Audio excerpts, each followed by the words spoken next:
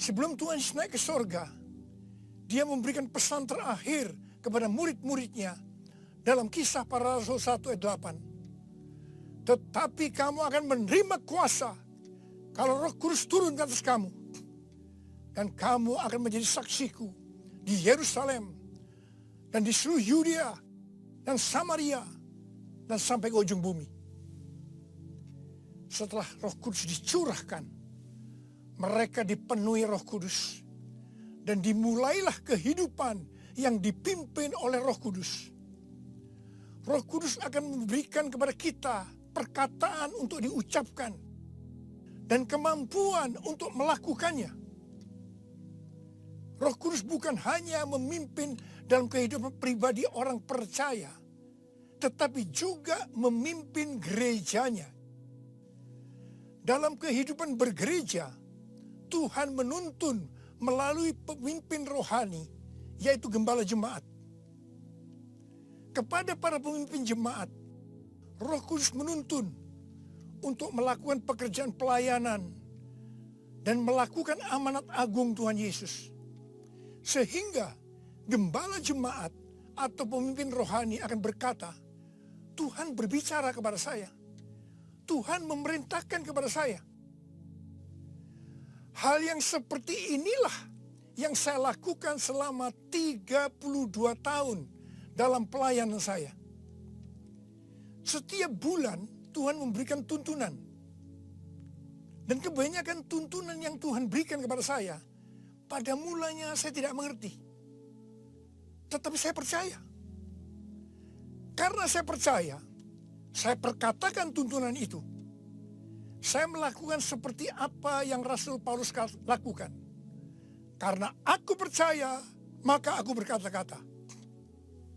Kebanyakan juga tuntunan Tuhan sepertinya tidak masuk akal. Tidak bisa dimengerti. Seperti perintah Tuhan Yesus kepada murid-muridnya untuk mendapatkan ikan tadi. Tetapi yang saya lakukan, meskipun tidak masuk akal, meskipun tidak mengerti, saya tetap melakukannya. Begitu saya melakukannya, pengertian itu dibuka. Tema yang Tuhan berikan untuk tahun 2020 adalah tahun dimensi yang baru. Pada awal tahun dengan tuntunan Tuhan, saya berkata bahwa tahun ini untuk mencari nafkah tidak bisa dengan cara yang seperti biasanya, tetapi harus dengan cara Tuhan. Tuhan banyak memberikan ayat-ayat untuk menuntun kita mengenai hal itu. Di dalam Alkitab ada 2 kata supaya kita diberkati secara materi. Yang pertama, memberi. Yang kedua, menabur. Di dalam Lukas 6 ayat 38 dikatakan, berilah dan kamu akan diberi. Suatu takaran yang baik, yang dipadatkan, yang digoncang, dan yang tumpah keluar akan dicurahkan ke dalam ribaanmu. Sebab ukuran yang kau pakai untuk mengukur akan diukurkan kepadamu. Amsal 11 ayat 25 berkata, siapa banyak memberi berkat, diberi kelimpahan. Dan Amsal 19 ayat 17 berkata, siapa menaruh belas kasihan kepada orang yang lemah, memiutangi Tuhan yang akan membalas perbuatannya itu. Banyak yang mempunyai pengertian, sekali lagi saya mau katakan, banyak yang mempunyai pengertian bahwa ayat-ayat tersebut hanya diperuntukkan bagi orang yang kelebihan uang. Bukan orang yang berkekurangan. Tetapi saya mau katakan bahwa ayat-ayat ini bukan hanya untuk orang yang kelebihan uang, tetapi juga orang yang kekurangan uang. Garis bawahi. Pada waktu Tuhan Yesus melihat janda miskin yang mempersembahkan 2 peser ke dalam peti persembahan. Tuhan Yesus berkata, aku berkata kepadamu, sesungguhnya janda miskin ini memberi lebih banyak daripada semua orang itu. Sebab mereka semua memberi persembahannya dari kelimpahannya. Tetapi janda ini memberi dari kekurangannya. Bahkan ia memberi seluruh nafkahnya. Saya percaya bahwa Tuhan Yesus akan memberkati janda miskin ini berlimpah, limpah, limpah. Amin. Pada waktu Tuhan menyuruh Elia datang kepada janda Sarfat untuk menghidupi Elia pada masa kekeringan. Janda Sarfat ini hanya memiliki tepung dan minyak untuk membuat roti yang terakhir baginya dan anaknya. Tetapi justru Elia berkata, dan saya percaya ini dari Tuhan, bahwa jika janda Sarfat itu memberikan sebagian roti itu kepadanya, maka minyak dan tepung tidak akan berkurang sampai berakhirnya masa kekeringan. Saya percaya itu tidak mudah bagi janda Sarfat untuk melakukannya. Tetapi yang jelas, janda Sarfat ini percaya apa yang dikatakan oleh Elia. Dan ketika dia bertindak, terjadilah seperti yang dikatakan oleh Elia, bahwa tepung dan minyak tidak berkurang sampai masa kekeringan itu selesai. Hal yang seperti inilah yang pernah saya alami. Saya menjadi seorang hamba Tuhan karena saya dipaksa oleh Tuhan. Karena saya berkali-kali mendapatkan panggilan itu, tetapi saya menolaknya. Supaya saya mau menjadi hamba Tuhan sepenuh waktu, Tuhan membuat saya menjadi bangkrut dan ditambah hutang. Saya juga pernah mengalami kondisi di mana saya bingung, besok mau makan apa ya? Mungkin hal seperti ini yang sedang banyak dialami oleh orang-orang dalam krisis ekonomi saat ini. Saya ingat pada waktu saya diizinkan Tuhan mulai bisa menabung. Pada suatu hari Pak Rahim, seorang pendoa syafaat yang sekarang sudah bersama Bapa di sorga, datang ke rumah saya. Ketika saya berbincang-bincang dengan Pak Rahim, istri saya, Ibu Hermin, memanggil saya untuk masuk menemuinya. Saya masuk. Dan dengan gemetar, Ibu Hermin berkata bahwa dia mendapatkan penglihatan. Ini untuk pertama kali dalam hidupnya. Apa yang dia lihat? Dia melihat sebuah angka di pintu lemari sebesar 30.000. Dan Tuhan berkata kepada Ibu Hermin bahwa dia disuruh untuk memberikan uang sebesar 30.000 kepada Pak Rahim. Saya berkata, kalau Tuhan yang suruh, ya berikan aja. Ibu Hermin menjawab, berikan gimana? Itu seluruh uang yang ada pada kita. Itu semuanya yang kita punya. Saya sempat tertegun. Kemudian kita berdua menangis di hadapan Tuhan. Dan kita berkata, Tuhan, kami akan taat Tuhan. Kami akan berikan uang ini kepada Pak Rahim. Ketika uang itu saya berikan kepada Pak Rahim, langsung dia buka amplopnya. Dan dia hitung bahwa jumlahnya 30.000. Dan ketika dia tahu bahwa jumlahnya 30.000, langsung dia menangis dengan keras. Ternyata sudah beberapa malam dia sujud kepada Tuhan di pelataran rumahnya, meminta uang kepada Tuhan sebesar 30.000 untuk membiayai 6 pendeta yang dari desa yang ada di rumahnya. Pada waktu itu saya sempat bertanya kepada Tuhan, Tuhan, kok mintanya kepada saya ya Tuhan, yang uangnya pas-pasan dan kadang-kadang masih kekurangan, kenapa tidak minta kepada yang kaya?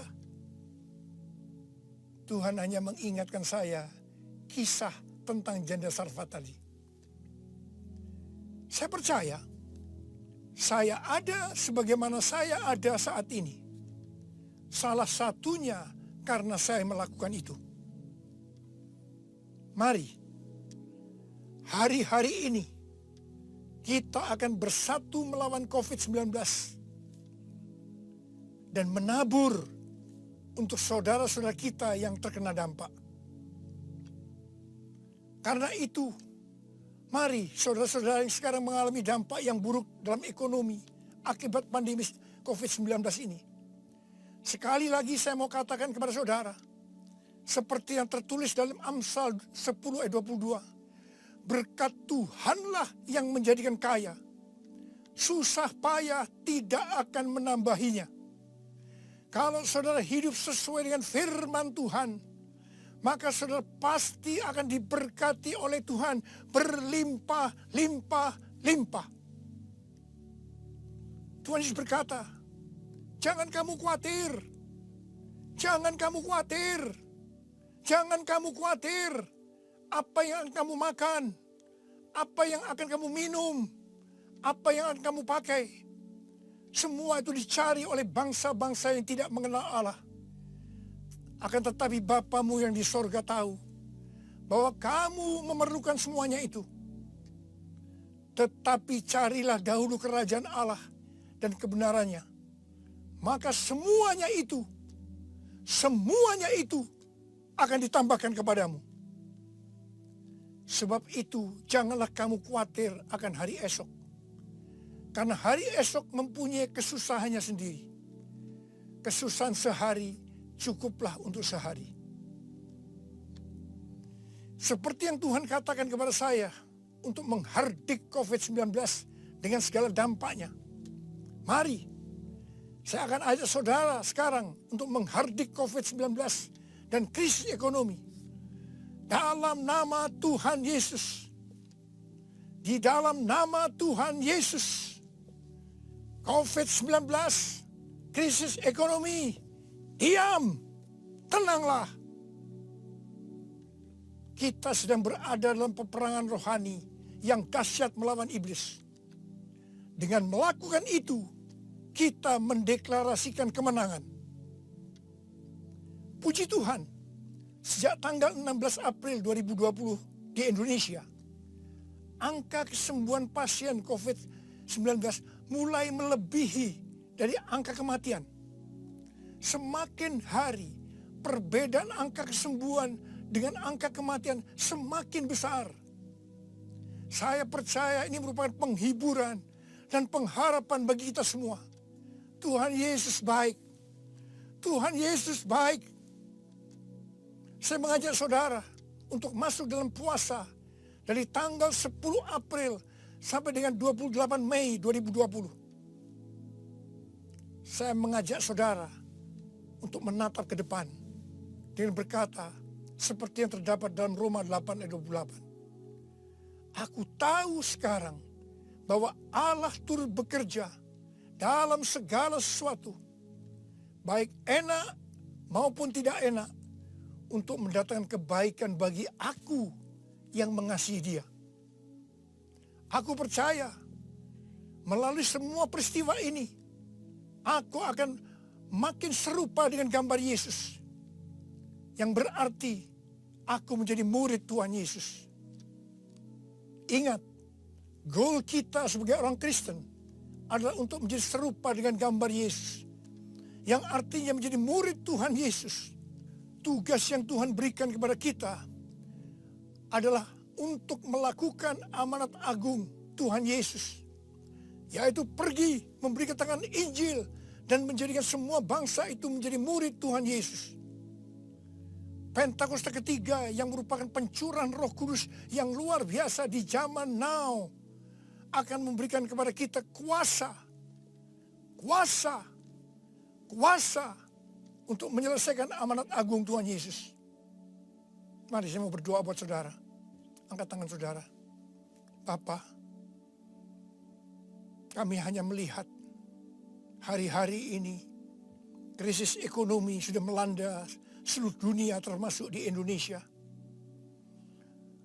Mungkin ada banyak anak-anak-Mu yang kena dampak ini Tuhan. Tapi hari ini Tuhan, Engkau memberikan kami kunci supaya kami keluar dari masalah ini. Dan kami percaya Tuhan, kalau anak-anak-Mu semua ini melakukan apa yang Kau suruh kepada kami hari ini, mereka pasti akan diberkati oleh Tuhan. Mereka akan keluar dari krisis ekonomi ini. Mereka bukan hanya cukup, tapi malah mereka akan berkelimpahan di dalam segala hal. Terima hidup berkelimpahan. Terima kelimpahan. Terima. Tuhan, hamba berdoa bagi mereka yang sakit. Sembuh dalam nama Yesus. Sembuh dalam nama Yesus. Sembuh dalam nama Yesus. Amin.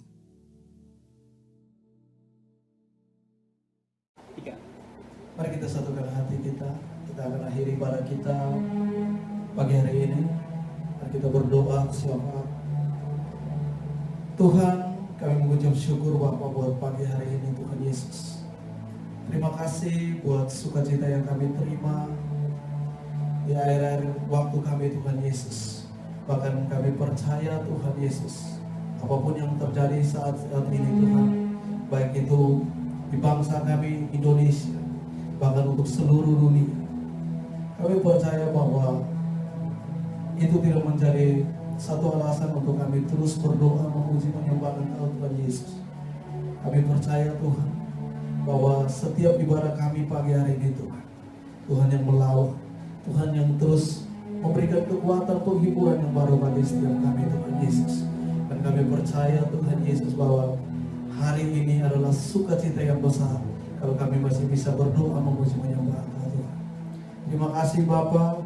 Kami berdoa pagi hari ini Tuhan Yesus memberkati bangsa-bangsa Tuhan Yesus. Kami rindu biarlah pemulihan itu terjadi Tuhan Yesus sebelum akhir dari penyelesaian amanat agung Tuhan. Kami berdoa biarlah pengurapan penyertaan Tuhan memenuhi atas bangsa-bangsa ini Tuhan Yesus. Dan kami berdoa Tuhan Yesus bahwa biarlah semua wabah di bangsa ini akan berlalu Tuhan Yesus. Dan kami percaya Tuhan bahwa pada waktunya, pada saatnya Tuhan Yesus, ya saatnya kami nantikan daripada Tuhan Yesus, bahwa semuanya akan berlalu. Dan kami percaya Tuhan bahwa bangsa-bangsa akan mengalami pemulihan Tuhan Yesus. Kami berdoa terkhusus untuk bangsa kami Indonesia Tuhan. Dan kami percaya bahwa Indonesia segera dipulihkan, Indonesia dilawat oleh Tuhan. Dan kami melihat bahwa setiap lutut akan bertelur, setiap lidah akan mengaku bahwa Yesus Kristus adalah Tuhan dan Juru Selamat. Pulihkan bangsa kami Tuhan Yesus, pulihkan negeri kami Tuhan Yesus, pulihkan kota tercinta kami Tuhan. Kami berdoa biarlah kuasa Tuhan Yesus dengan mujizat-mujizat Tuhan terjadi atas Indonesia. Kami juga berdoa Bapak pagi hari ini untuk bangsa Pulau Bali sendiri Tuhan Yesus. Dan kami melihat bahwa begitu luar biasa mujizat karya Tuhan atas Pulau Bali ini Tuhan. Kami berdoa biarlah kesehatan terus terjadi atas Pulau Bali. Dan kami melihat bahwa pemulihan terjadi atas Pulau Bali ini Tuhan Yesus. Terima kasih Bapa. Kami juga berdoa pagi hari ini memberkati gembala sidang kami di tempat ini Tuhan Yesus. Engkau memberkati hamba-Mu berlimpah-limpah. Kami percaya bahwa di tahun Pentakosta yang ketiga, tahun dimensi yang baru, Tuhan sendiri yang akan memakai hamba-Mu dengan kapasitas yang baru, dengan porsi dan ukuran yang baru. Dan kami percaya bahwa pemulihan itu terjadi atas hamba-Mu. Tuhan berkati hamba-Mu berlimpah-limpah Bapa. Berkati pekerjaan, berkati pelayanannya, berkati keluarganya. Dan apapun yang dilakukan oleh hamba-Mu, Tuhan buat berhasil dan buat dalam nama Yesus. Kami juga berdoa buat jemaat-jemaat Tuhan yang ada di tempat ini. Tuhan memberkati berlimpah-limpah. Kalau mereka yang dari rumah mereka menonton live streaming ini Tuhan, kami berdoa Tuhan Yesus, biarlah Tuhan sendiri yang melawat mereka dan memberkati mereka. Apapun yang menjadi pergumulannya, Tuhan berkati berlimpah-limpah. Kami berdoa biarlah kesehatan, kekuatan yang baru selalu Tuhan limpahkan atas hamba. Dan kami juga terus berdoa mendukung pelayanan dari gembala pembina kami, Bapak Pendeta Insinyur Niko Jotora Harjo. Tuhan Yesus memberkati berlimpah-limpah. Tuhan Yesus memberkati hambanya dengan pelayanan, dengan kapasitas yang baru, memberkati keluarganya dengan kesehatan kekuatan yang luar biasa. Terima kasih Bapak, terima kasih Tuhan Yesus. Sebelum kami pulang, kami rindu menerima berkat. Angkat kedua tanganmu dan terimalah berkat. Terimalah berkat dari Allah Bapa di surga, di dalam anaknya yang tunggal, Tuhan Yesus Kristus, dan di dalam persekutuan yang manis dengan Roh Kudus, menyertai saudara dari saat ini sampai selama-lamanya. Semua yang sudah terima sama-sama katakan. Amin.